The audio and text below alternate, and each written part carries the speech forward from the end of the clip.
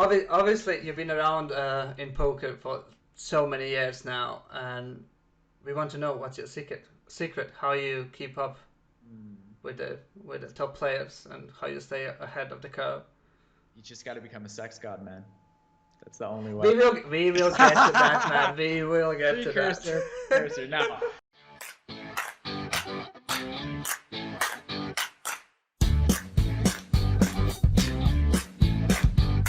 basketball player with a big afro came up and I typed in like the name Mocha Choco and he's laughing so hard. Yeah, I must have run insanely hot because I for sure had no idea what I was doing.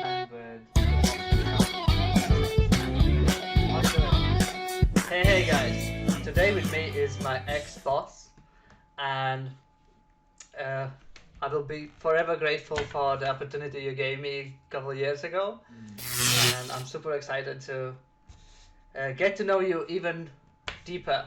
Whoever didn't recognize you from the screen name, you there is name on the screen as well. That's Gabe, obviously. Welcome to 651, man. yeah. I don't know if you watched the interviews previously, but I always start with the same question: how did you get into poker? Yeah. I'll try and do a short version of this. I got into poker, I would say in high school. I was terrible at it. I was the worst one out of my friends. I was actually a bit of a little degenerate in the making in my high school days. I'd lose like $5 here, $5 there, and I always wanted to win.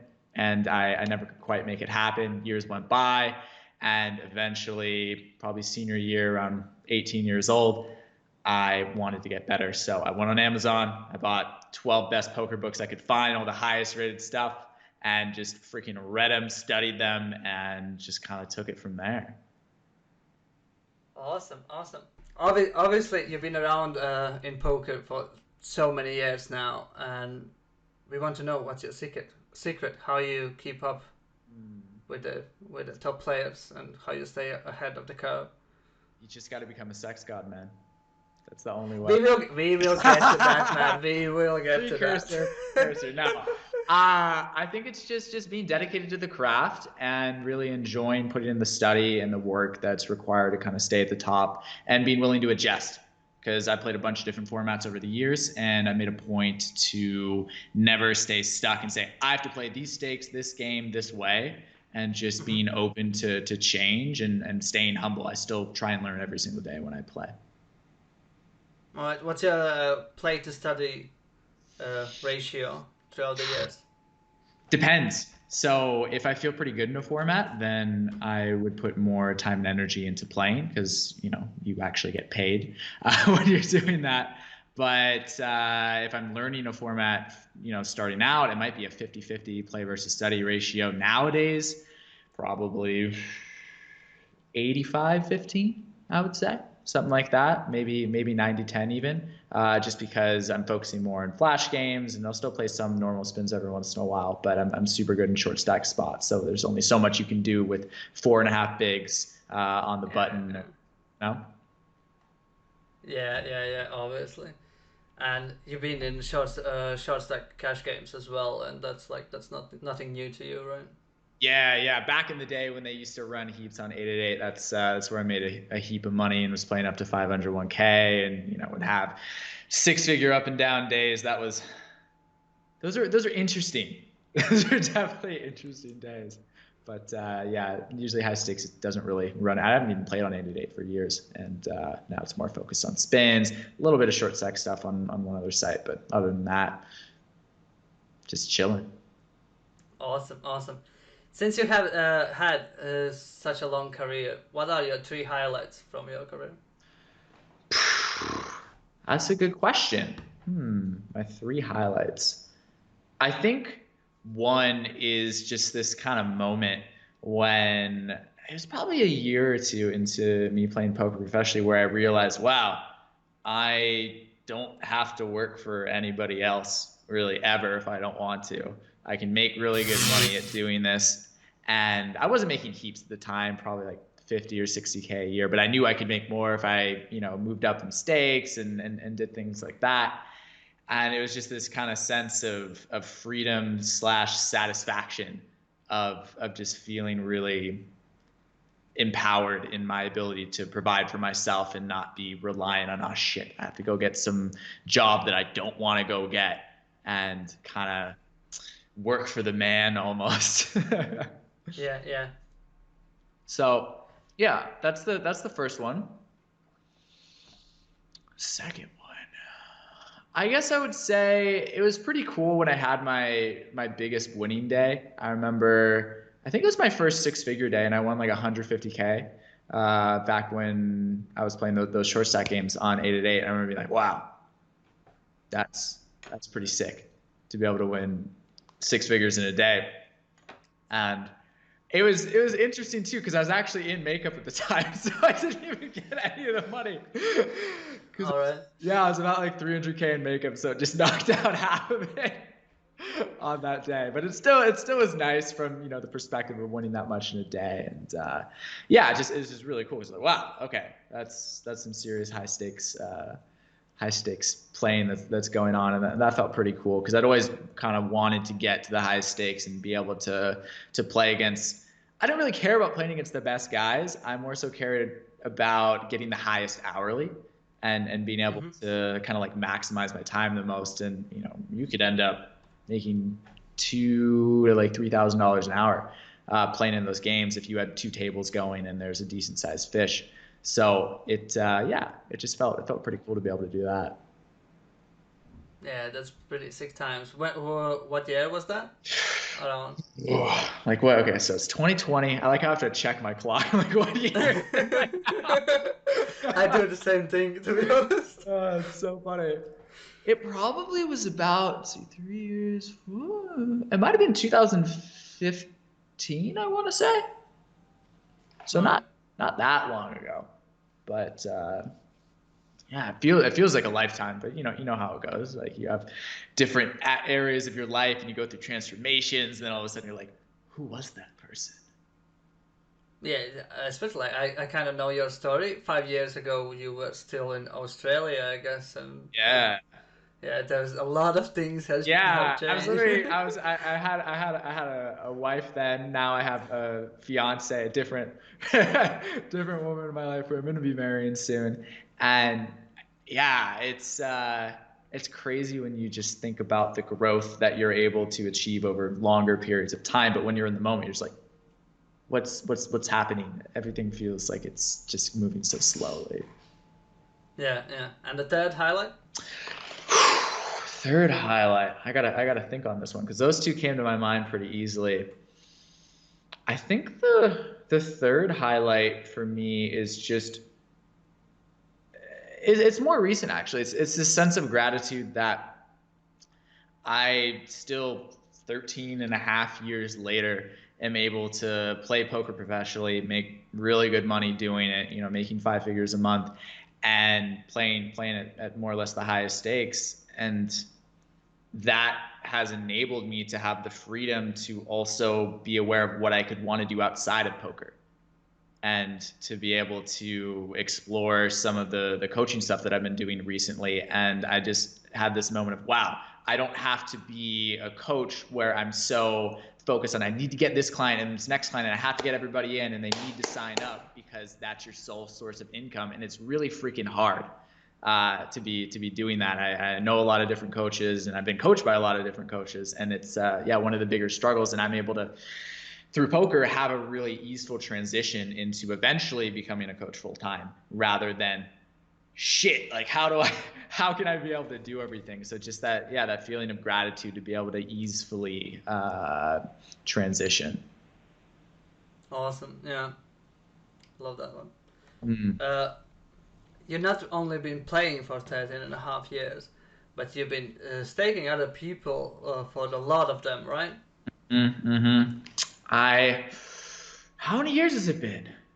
I think probably about half my career or so. I staked players and had 3 different stables over the years. Like one was a big sit and go stable, which was really cool, and then had an MTT stable, which did not go well at all. That one you just want to forget about. It was a lesson learned to do your variance calculations before, put a bunch of money into FTT horses. Shout out to Poker Dope for showing me the way after I was down a bunch of money. Variance calculator site, if anybody doesn't get that reference there.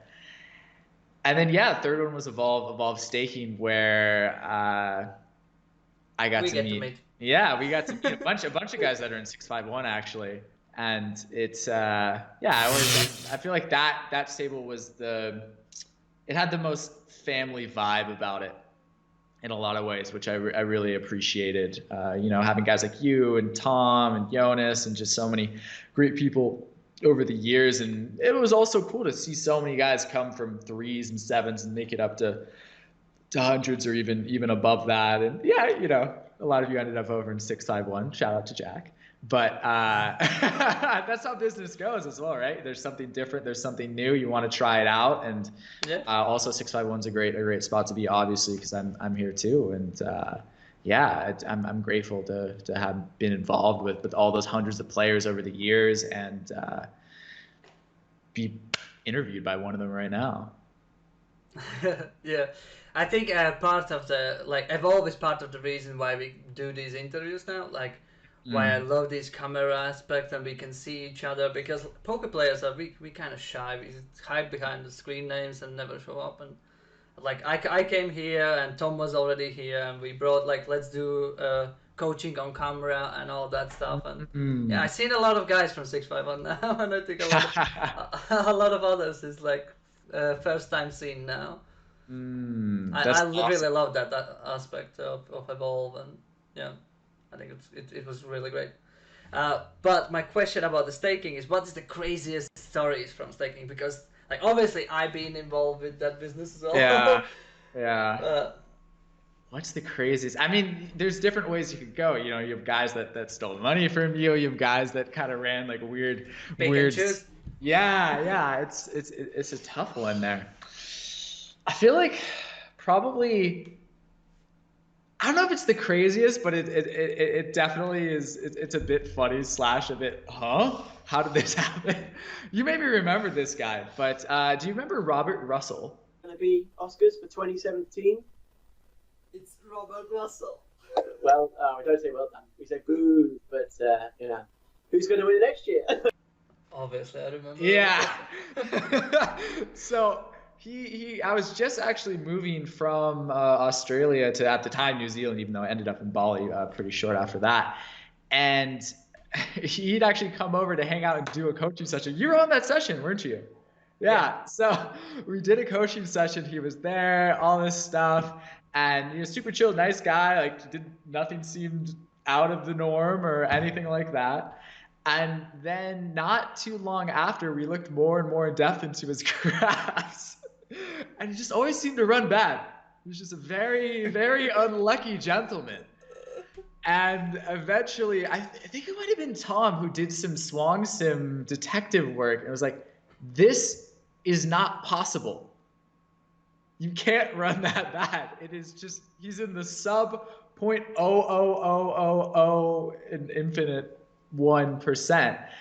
And then we looked into it more and more, and then I think Grant might have done a little bit of detective stuff as well. And eventually we confronted him about it. And at first he's like, no, it's all fine. And then he's like, okay, I might have added some chips to my graph. Yeah, I remember that story. That was, that's the guy.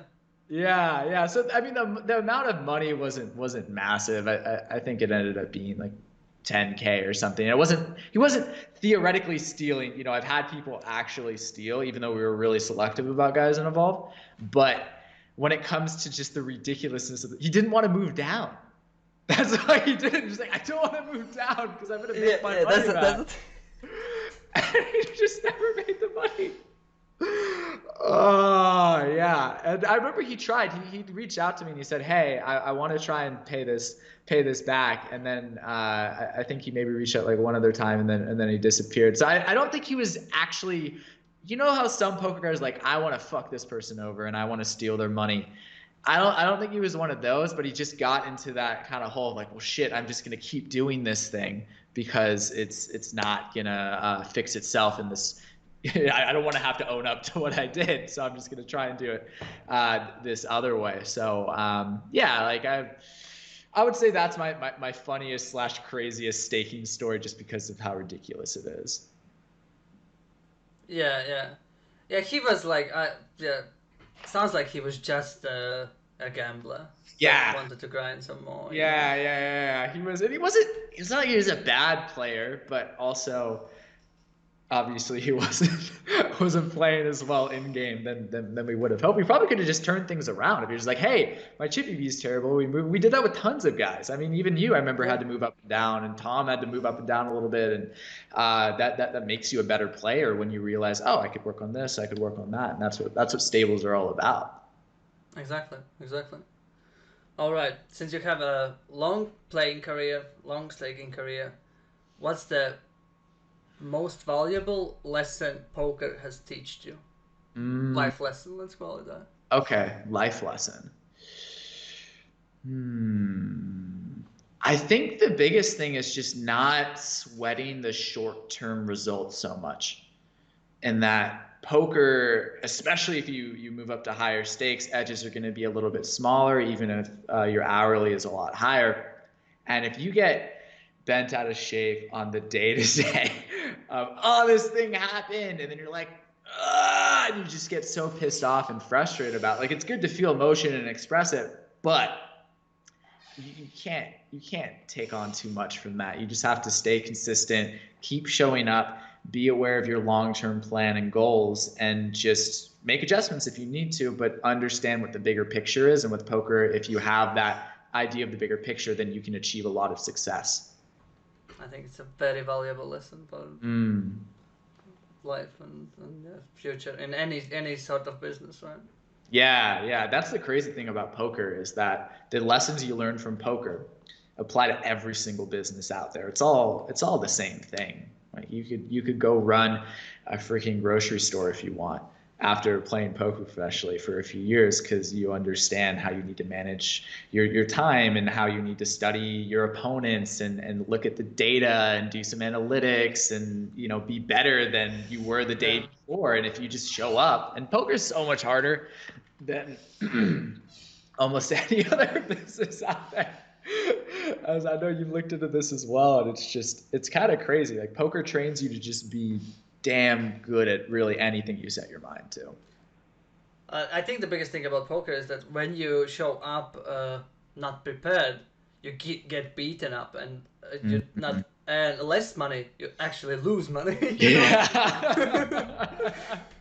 For sure. And it doesn't matter, even if you're on an EV deal, which most people in spins are these days, you still you can get pounded if you're not on your stuff and really doing your best. And even just stuff like game selection is a really underrated skill for a lot of guys, and especially at high stakes, when you have big egos and everybody being like, this lobby is mine, and then you have other people that are fighting about it. And it's an interesting ecosystem. I'll definitely say that.